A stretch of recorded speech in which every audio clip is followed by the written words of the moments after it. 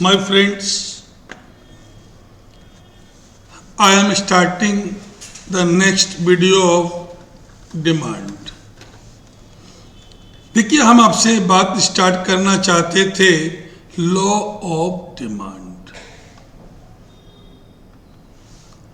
मैंने ये आपसे कहा कि लॉ ऑफ डिमांड क्या कहता है। बेटा, लॉ ऑफ डिमांड ये कहता है इफ अदर फैक्टर कांस्टेंट, मैंने क्या वर्ड यूज किया, अदर फैक्टर कांस्टेंट, या इसको हम कह लें ceteris paribus, then demand and price have inverse relation. इसका मतलब क्या हुआ, when the price is a high, the demand will be low. When the price is a low, the demand will be high. But जब हम ये law लगाएंगे तो कुछ एजम्पशन है बेटा, इन्हीं के साथ ये लॉ ऑफ डिमांड अप्लाई हो सकता है। इसका मतलब है while we are applying the law of demand, there should be no change in the price, in the income of the consumer. Means consumer की इनकम में किसी भी तरीके का कोई चेंज नहीं आना चाहिए। फिर मैंने कहा no change in the taste and preferences. फिर मैंने कहा no change in the price of related commodity. फिर मैंने कहा no change in the population size. फिर मैंने कहा no change in the distribution of income.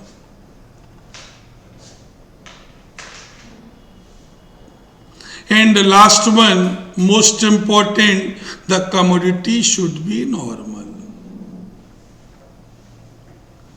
इतनी assumption के साथ ही हमारा law of demand applicable होगा।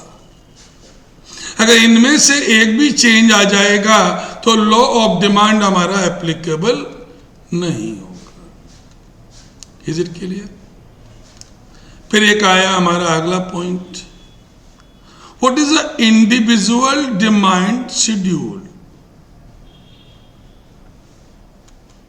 तो मैंने ये कहा individual demand schedule is the table which shows the various combinations, various quantities of a commodity that would be purchased at a different price by a household. तो यहां पर मैंने कहा एक हाउस होल्ड, जब हम एक इंडिविजुअल हाउस होल्ड का एक डिमांड का शेड्यूल बनाते हैं तो that is to be termed as a individual demand schedule. Suppose to be अगर हमारी प्राइस 60 रुपीज थी और बियर की डिमांड 1 थी, अगर प्राइस गिर गई है तो हमारी डिमांड बढ़ेगी ना, और प्राइस गिरी और डिमांड बढ़ी, और प्राइस गिरी और डिमांड बढ़ी। ये क्या दिखा रहा है, डिमांड शेड्यूल। ओके, ये मान लीजिए मिस्टर एक्स का एक डिमांड शेड्यूल है। फिर ऐसा ही हमने कहा एक मान लीजिए मिस्टर बाई का भी डिमांड शेड्यूल बना लें।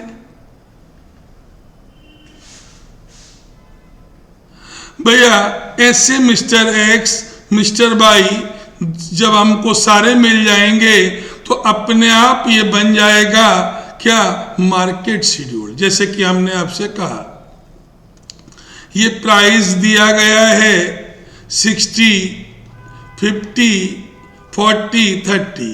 मिस्टर ए डिमांड कर रहे हैं 1, 2, 4, 6।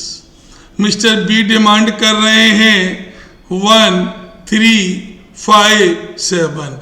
भैया दोनों की डिमांड को अगर हम जोड़ते जाएं तो क्या बनता जाएगा?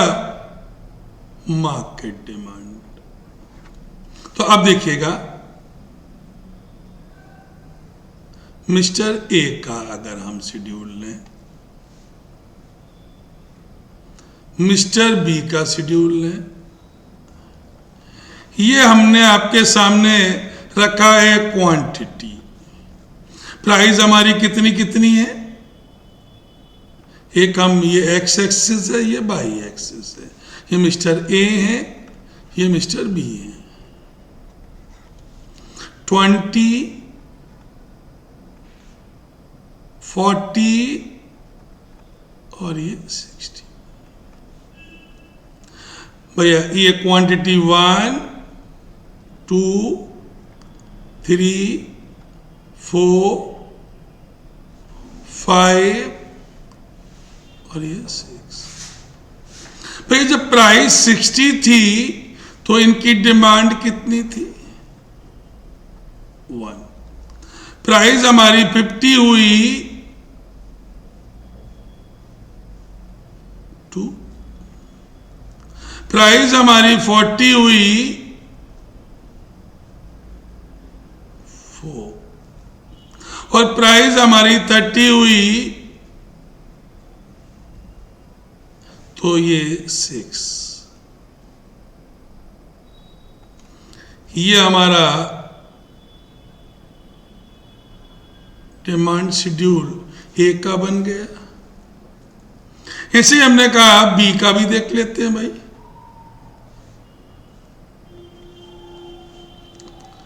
इनमें भैया प्राइस 1, 2, 3, 4, 5, 6। भैया जब प्राइस 30 थी, 60 थी तो बी डिमांड कर रहा था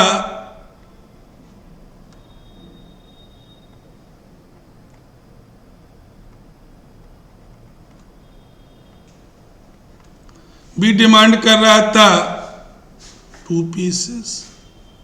प्राइस अगर 50 हुई तो बी डिमांड कर रहा है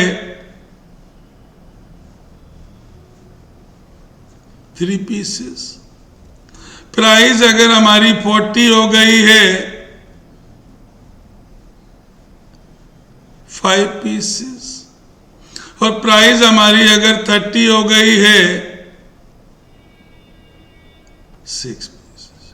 देखिए हम ये फ्री हैंड ड्रॉ कर रहे हैं तो एग्जैक्ट नहीं बन रहे होंगे। तो अगर आप देख रहे हैं ये हमने मिस्टर ए का लिया और ये मिस्टर बी का लिया, दोनों को अगर हम जोड़ेंगे तो क्या बन जाएगा हमारा? Market schedule, market demand schedule. भैया अब इन्हीं को अगर हम ग्राफिकली प्रेजेंट कर देंगे तो ये क्या बन जाएंगे? Demand curve.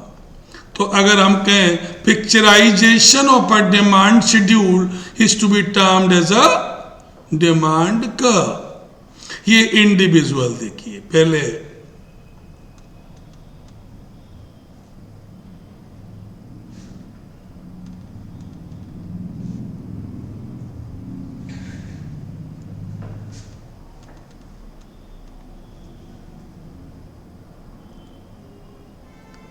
देख रहे हैं, ऐसे ही बी का बना।